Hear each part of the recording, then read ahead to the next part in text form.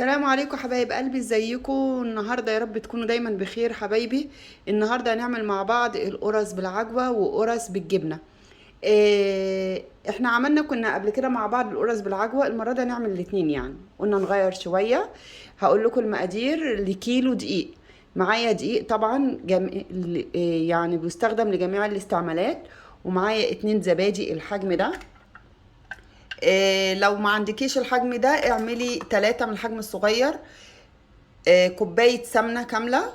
كوباية ونص لبن، بس انا قلت ايه يعني هحط كوباية وبعد كده افضيها واحط النص تاني. معايا كيسين اللي هي اسمها ايه، الخميرة. معايا 3 معالق سكر كبيرة. معايا معلقتين كبار بيكنج باودر. نص معلقة اللي هي بتاعت الشاي فانيليا. ذرة ملح. ومعايا طبعا العجوة بتاعتنا اهي. هي كانت في الفريزر، انا هبتدي احط عليها سمنة واهرسها. ومعايا جبنة براميلي. بتبقى حلوة جدا في القرص، وممكن نحط جبنة عادية. اي نوع جبنة انت عايزاه يعني مش هتفرق. خليكم معايا بقى نشوف الطريقة بتتعمل ازاي. بس يا حبايبي، اول حاجة هنحطها اللي هي ايه، المواد السايلة اللي هي الزبادي. بسم الله.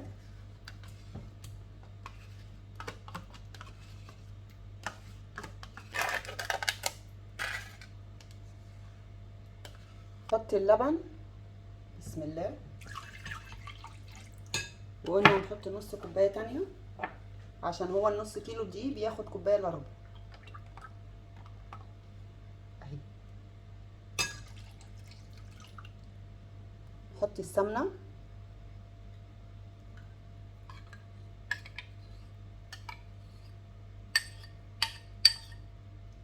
ايه السكر.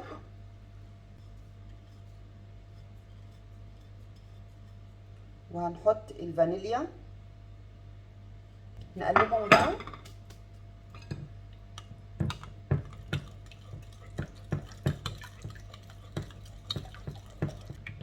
خلاص كده قلبناهم اهو. حطهم على جنب كده. بسم الله الرحمن الرحيم. مش هيجي هنا، لازم نحطه في بوله كبيره.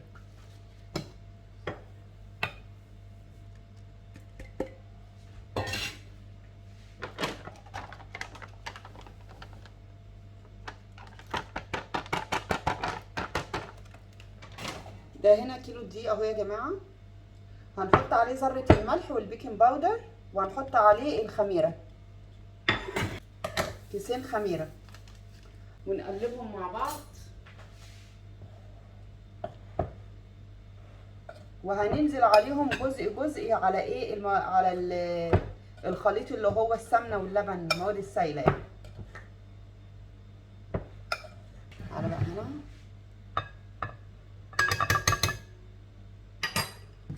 بسم الله.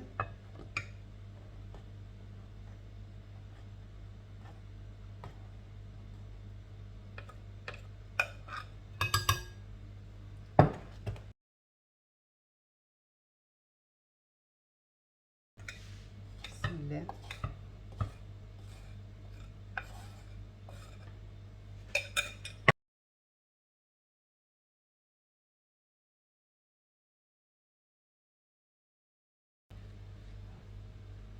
ما اقولكوش يا جماعه، العجينه تحت ايدي لينه قوي وتحسي ناعمه جدا. كل ده عشان الزبادي اللي احنا حاطينه.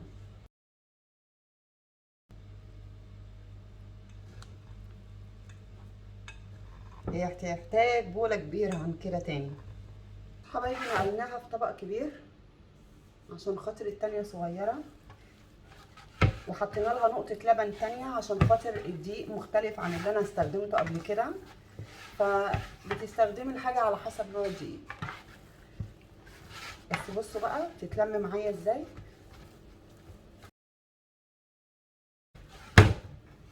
فايدي بصوا.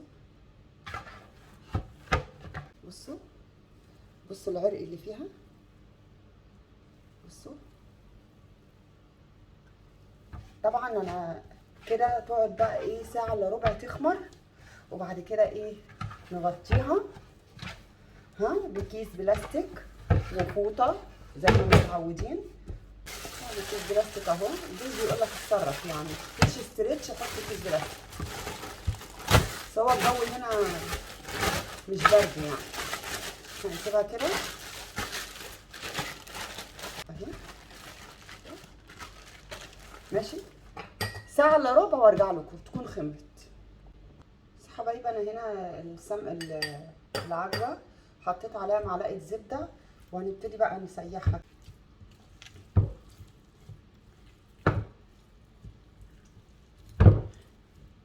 بصوا حبايبي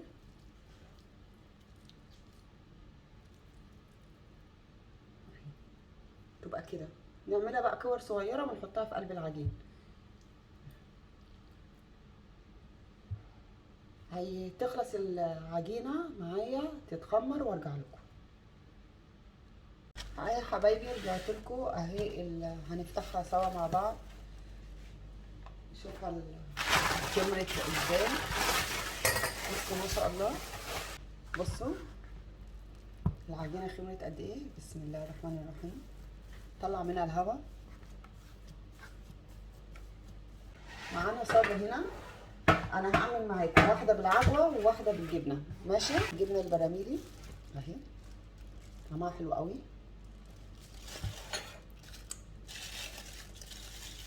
حلوه حلوه بجد يعني. سمي الله. ناخد حته صغيره كده،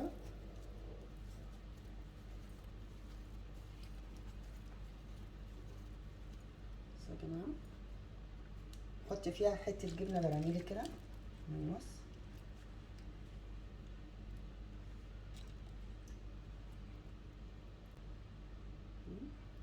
ونقفل عليها بقى كده.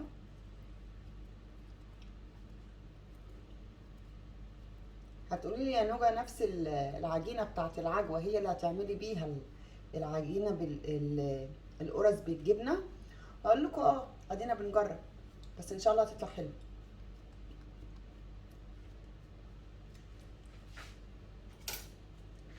بصوا كده، وهحط عليها نقطة زعتر كده،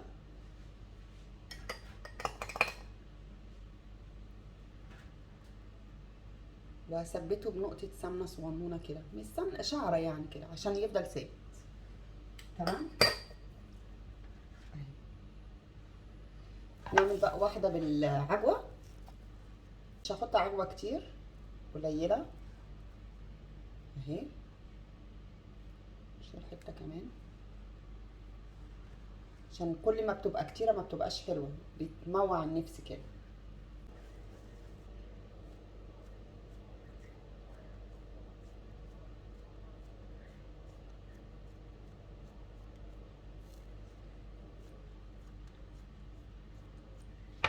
اهي يا جماعة كده، رأيكم؟ خلص الكمية كلها وارجع لكم. بصوا حبايبي هوريكم انا عملت بالزعتر، بالجبنه وبالزعتر اهي. حطي هنا حته الجبنه كده، واروح حاطه نقطه زعتر عليها صغنونه كده، مش كتير عشان ما يبقاش اللي غالي بالزعتر يعني. واكورها بقى كده اهو. هناخد الزياده دي كده، بسم الله. بصوا حبايبي كده كده، واهم حاجه ما ندوس على الطرف، ما ندوس على الطرف هنا، ندخل ايدينا كده، بصوا في الجوانب كده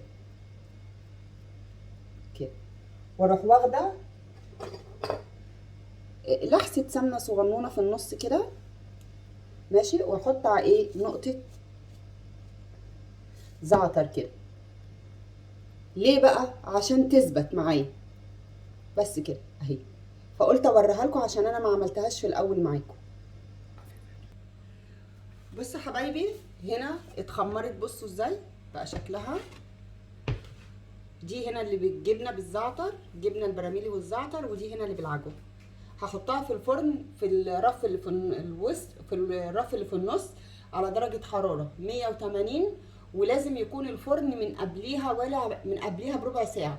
يعني انا قبل ما اول ما قرصتها شغلت الفرن وسبتها ربع ساعه، وبعد كده خمرت معايا اهي، ادخلها على الرف الوسطاني. تمام.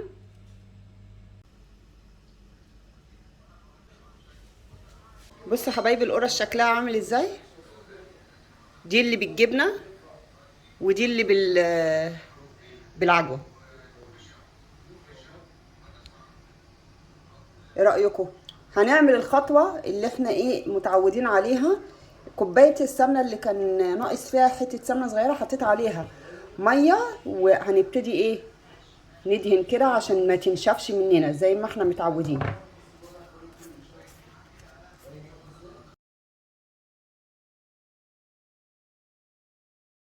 اوريكم بقى دلوقتي وهي من جوه شكلها ايه. اللي بالجبنه بس سخنه يا جماعه، بسم الله. بصوا العجينه من جوه، بصوا الجبنه. ايه رايكم؟ وادي اللي بالعجوه.